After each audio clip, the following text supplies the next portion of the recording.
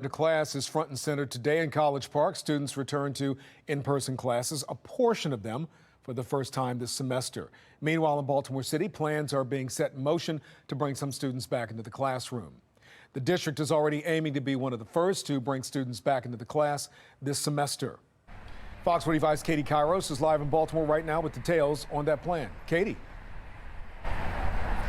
Yes, Kai, district officials tell me that they want to update families by October 16th about when students may be able to come back into schools in person this semester. And one major driver is the outbreak of violence recently in the city involving teenagers and concern for their safety.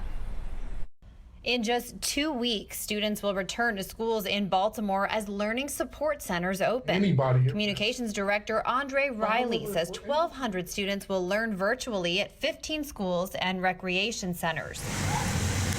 After a streak of deadly shootings, including a 14-year-old shot on Friday, Riley says it's imperative to start bringing kids back to school. If they're in a classroom, you can avoid a lot of other things that may be happening in our communities. And right now, we don't have as much access physically to our students as we would like. So when things like that happen, believe me, we are aware of them.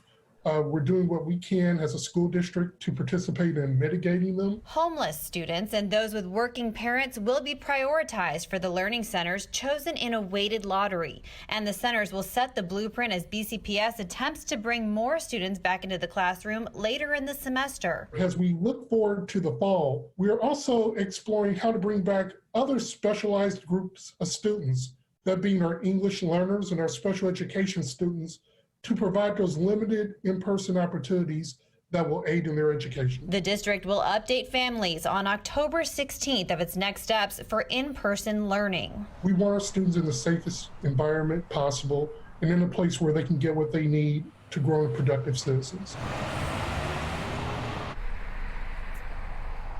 Well, that application period is already closed for the learning support centers, and the lottery is going on now. District officials hope to update students soon about which ones will be attending those learning support centers at the end of the month.